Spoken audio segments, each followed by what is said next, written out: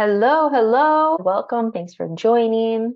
These executive forums are really a place to bring together executive level leaders from a variety of industries all over and really talk about key things happening within your organization. We've been hosting these for several years. We host them about every 6 weeks or so. We change up the format. We bring on guests and have panel discussions. The last executive forum we had was a big hit. So I think we're probably going to do something like that again, where we did a mastermind session and we went out into breakout rooms and you brought a specific challenge you're having in your organization and you were able to help support each other. Lots of great feedback on that. So I'm sure we'll bring something like that back again. So lots of different topics. If there is a topic that you are interested in us navigating, feel free to send me a message after, because we always like to see, obviously AI is one that we get requested a lot. So we've done multiple sessions on AI, but there's always different ways to talk about it. So today what we're going to be doing though is we're going to be unpacking the workplace trends and really what does this data mean for your organization. So let me just start by saying, if you haven't read the reports, if you haven't heard of the reports, I'll talk about which ones they are. There's a lot in them. One of the reports is like 200 pages and another one of the reports is like 70 pages. So we're not here to just talk all the data, but we are here to talk about what are just some of the key trends that we're seeing from those reports, and really what does that mean for your organization? We're going to be talking about the Gallup's State of the Global Workplace 2026 report and the Deloitte Global Human Capital Trends report, and really talking through, like I said, there's a lot in there. So real quick, I'm Julie Menden. I'm located in Wisconsin, and I'm the founder of Savvy, which is a leadership development firm. And so we partner with organizations to really help them elevate leadership capabilities. And we do that through a variety of ways. We do executive coaching, we do group coaching programs, full leadership development programs, keynote speaking, different leadership assessments. And we also partner with organizations in a wide variety of industries. So we do training, speaking, coaching, and support, like I said, in terms of leadership offsites, assessments, things like that. Something that we've been doing a lot of lately is our high performing team alignment program, because of what we're going to talk about in terms of the data and what organizations are experiencing. So what we're going to do today, like I said, we're going to first talk about the key themes that we're seeing. And then we're going to talk about what do you do with this information and how can you take this into your organization and have some conversation around that. If I were to boil down like everything that I was seeing in these reports and also the conversations we're having with organizations, it would be something like this. Like, organizations are under a lot of pressure to move faster, adapt faster, and integrate AI, while employee engagement, trust, and capacity are declining. And I think that in saying that, quite honestly, and tell me if I'm wrong, I don't think that would surprise many of you on here to say something like that, is I feel it's things we've already been seeing and experiencing. The challenge is how do we solve for this then, right? Because a lot of leaders are feeling burned out. They're feeling like there's just this rate of change and they're trying to navigate all of these things. And within organizations, it's how do we adopt AI and what does that mean? And who can use it and how can we use it? And all of these things. And we've been experiencing it for a while now. The change isn't going anywhere, it's just getting faster. And so we're going to start with, like I said, is we're going to look at the key trends from these two reports. So the State of the Global Workplace 2026 report and the Global Trends Human Capital report. So the first trend, I tried to simplify it as much as I could in terms of we're keeping it to around 4 trends. The first trend that we really see is the engagement decline. So unfortunately, when I did a similar forum to this last year where we were looking at the trends, we also had to say engagement decline, and it's gone down again. So the global engagement has fallen to 20%. It was at its peak in 2022 at 23%. And I will say, like, I don't like to be a doom and gloom, like, oh, it's going down. Because really, if you look at the history of when they started doing this report in 2009, overall, engagement has gone up over years. But since 2022, it's been trending down. And so the concern is like, what's going on, right? Like, what do we really need to be thinking about here? And particularly, we want to look at the manager engagement, because while overall engagement is going down, there's been the biggest drop in our managers. And I will say, in addition to what we hear as well at Savvy and when we work with organizations, the manager group is really struggling right now when it comes to engagement, because they're being tasked with a lot of things, and just the rate of change and all of the things they're trying to manage. And so that's definitely where we've seen some of the biggest drop is in the manager group. And also, so since 2022, the Gallup found that the manager engagement has dropped by 9 points. So there's quite a bit going on there. And when we think of like the cost of this, I have that stat on there that last year, that low engagement cost the world economy approximately $10 trillion in lost productivity. So if you just like right size that to the size of your organization, right? If we've got managers and employees being that disengaged, where is that coming in terms of the productivity? And I think also with some of this, what's really interesting, what they found though, is that when you're in best practice organizations, what do they mean by a best practice organization? Organizations that have employee engagement as part of their long-term strategy. So it's integrated into their strategy. They have 79% of their managers are engaged at work. So way above the typical average for that engagement. Managers and leaders are being expected and tasked with so much more because we got to look at AI replacing jobs, and right, there's a lot of nuance there, but managers being tasked with change management, innovation, managing the trust and the culture of the team, like they're just kind of getting compounded. Also something that we're just kind of watching when we look at sort of generational things in the workplace, something that sort of keeps coming up is being a manager is being less alluring to people in the workplace because of some of these things. They're seeing the burnout, they're seeing the impact on well-being. So it's just definitely something to keep an eye on. One of the things is really making sure that there's that transparent communication between all the levels of leadership and understanding. We were just on site with a client last week doing some work with this organization, with this finance team, redoing their vision and their purpose and their values. And a lot of that was stemming from they're going through a big transformation. They've got a lot of priorities and it's feeling really overwhelming. Are we focused on this? We focus on this? We focus on this. So we were really taking the time to sit down and reassess what is your vision? What are your values? How do we build trust on this team? And how do we align those strategic priorities? And that's going to help with these things. The other trend, so trend 2, and obviously these are all really tied together. And like I said, we could literally probably spend an entire hour on each one of the points from these reports. But the other one is obviously AI, and just kind of generalized the summary of it's accelerating faster than orgs are ready in the sense of being able to keep up with how is the human side integrated into the AI. That's what I would say. It's not that organizations aren't using AI. Actually, if we look at the stats and what it's showing is a lot more personally, people are using AI in their work. But what's not getting caught up is how that actually ties to organizational goals. And so some of the stats that I pulled from these reports, so nearly 60% of workers are now using AI intentionally at work. So obviously up from, if we look at every year, more people are using it. And yet very few organizations are being intentional about how people are using it and how it ties to the organizational, like how do they transform the organization as a result of it. And so 65% say that AI has somewhat or extremely positively impacted their productivity, where only 12% strongly agree that AI has transformed how work gets done in their organization. So I'll say that again. So 65% of people are saying that AI, it has somewhat or extremely positively impacted their own productivity. So we're seeing this increase in personal productivity. But when we look at from an organizational standpoint, only 12% strongly agree that AI has transformed how work gets done at the organization. So there's really this disconnect between individual people using it and their productivity and from an organizational standpoint. And that's where there's going to start to be some of that sort of frustration and disconnect on how people are using it, how it's expected to be used, and how are we changing the way we think as an organization instead of just using AI for, of course, using it for simpler things is great, but how are we thinking about it as an organization?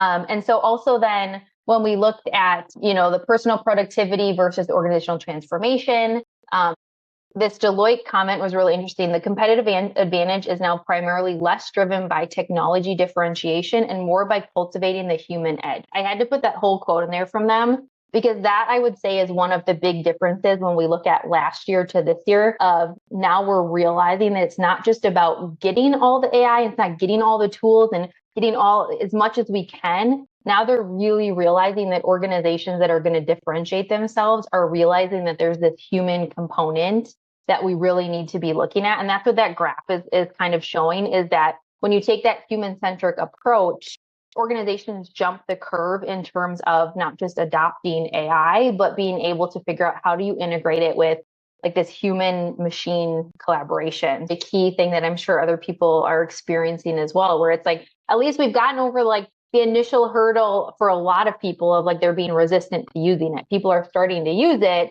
But now I think we have gotten stuck in like, okay, people are individually using our teams and we don't have organizational approach to it. We don't have why are we using it? How is it connected to the strategic goals of the organization? And so that's really where that misses. I love to hear a great example of, hey, we started right off the bat with setting some policies and procedures. Then there's not as many questions around it because it's set. And if they have questions, you're ready. I'll say when in conversations I have with people is something I say is like unsaid expectations and unmet accountability, meaning like you're setting expectations for everybody and then you're creating the accountability. Whereas I think sometimes organizations are struggling because they're like, well, don't people see or realize this, but they're not saying it. They're not setting up the accountability. And so you made it as part of the strategic initiative and then set up the accountability because people's performance is tied to that. It also helps then the managers to more easily have that conversation with people because it's not just, how are you using this? Are you using it? They're being measured against that. Something we hear in conversations with leaders as well is just not really fully understanding whose role it is to do what. And I think that's also a big part of this is once you have the vision, you have it, it's really creating a team blueprint. Is we have a session on creating a team blueprint where it's aligning roles and responsibilities now to these new expectations and who should be doing what, who should be holding who accountable. What does that all look like? Another one of the sort of graphs, and this kind of just demonstrating some of the questions that they asked, particularly in this Deloitte Global Human Capital Trends report. So this was organizations say it's important to design human machine interactions, yet only 6% are making great progress towards this. So it gives you an example of the question. So how important is designing effective interaction between machines and your human workforce to enhance organizational performance and workplace trust and well-being, right? That's a kind of a big loaded topic there, but and then it asks, where is your organization on this journey to addressing this issue? So you can see what it's showing in the report is 66% of people are recognizing that it's really important that we make sure that we're taking into consideration the human workforce side of this AI, with 57% having efforts underway, and yet 6% are really making great progress on this. So there's this big gap between people that recognize it's important and those that are actually making progress on it. Definitely, again, really something to be thinking about is like, why is there that gap and what needs to happen in order to get more of that underway? And then another thing I really wanted to share, because I thought it was really interesting as they started to kind of lay this out, what this looks like is how you actually design AI more within the culture of your organization, making it part of that strategic initiative, right? And so what this is demonstrating is it was really talking about in this report, this difference between hardwiring and softwiring is really just the language that they were using to explain this. But when you look at how you're going to integrate AI into your culture versus just like a onesie twosie, it was talking about hardwiring examples would be like the governance around it and strategic planning around AI and how is your organizational structure supporting AI? What technology are you using? But then what they were referring to as soft wiring was the whole other piece around the culture and the leadership and the purpose and the brand. This I thought was really interesting because it gives you some perspective when you think about how do we make AI more part of the culture and integrate the two, is that we need to have both. Both need to be happening where you've got the governance and you have it as part of the strategic initiatives, but then you also need to be supporting the culture and the leadership. And this is why I said we've had a big uptick in our team alignment sessions that we've been doing with teams, because this is where we're having those conversations is what do we want this culture to look like and feel like? And what is our purpose as a team? What are our values? What is that vision? And what role do we play in the strategic initiatives of the organization? Okay, so the third trend, again, kind of all building on each other, and we kind of already alluded to it and talked about it, but the third trend was really around speed and agility being the competitive advantage. And again, I don't think this is new, but it's more so just kind of bringing to light. And one of the statistics that it shared was that 67% of leaders say their primary competitive advantage over the next 3 years will come from being fast and nimble, while only 28% believe scale will be their main differentiator. So again, when we look at, and I do think that this is a difference, I do think this is a difference that we've seen, is now it's not just about like, how can we scale? How can we get all the things? It's how can we be fast and nimble and change? Because we realize like AI is just changing so much faster than we could possibly keep up with. And so the biggest competitive advantage organizations are seeing is how do you create teams, create processes, create the expectation that we have to be able to move and shift and be nimble with that. And I also wanted to share this because this is getting a little bit more of like, as they ask employees and workers, what would help them to adapt?